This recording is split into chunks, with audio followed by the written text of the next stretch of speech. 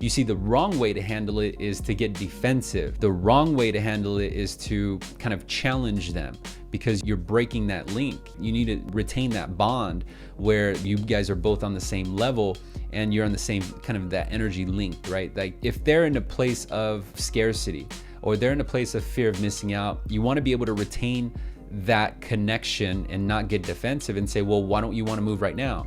Is there any reason why you can't move right now? Because then you're going to trigger kind of this feeling of pressure, and no one wants to feel pressured, right? So what's a good way to go about it? The best way to go about that objection is the same way you should go about any objection. The very first thing you need to do is agree with the objection. It sounds weird, right? So if someone said, hey, Daniel, everything sounds great, but your fee and your rate are too high. You know, the best response would be, you know what, I agree with you. The fee and the rate may be too high. I absolutely agree. Well, what if, and now I redirect the conversation, right? Because what they hear is that you're accepting, you're acknowledging their concern. It's not that you're kind of reiterating your rated fees are too high and you're influencing them to not go with you. What you're doing is you're actually agreeing with them, retaining their attention, and then redirecting it to a solution for that concern. This will give you another opportunity to sell that particular prospect. You could do this at any point of the conversation. It doesn't necessarily have to be after the pitch, but let's say it was after the pitch, because that's most of the time when that objection comes, right?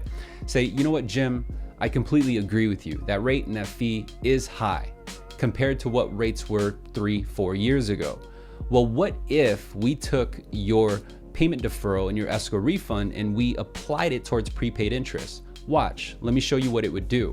Does that make sense? Now I've captured their attention again, and now I'm bringing them down a road to create a solution for that objection. But where I see most loan officers fail is that they get defensive. Like, oh, you know what? This company quoted me, blah, blah, blah, blah, blah, blah. Our immediate reaction is to become defensive. Well, did you get it in writing? Do you have a loan estimate?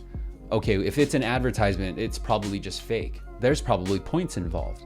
Because what you're doing is you're telling them that they don't know what they're doing altogether. Like, you know, they're taken advantage of. And so they're going to defend themselves. It's not a matter of them defending the company.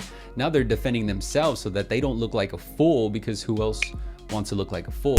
But having an understanding emotional intelligence is key, because it allows you to convey your message in a way that they'll absorb it a little bit more efficiently.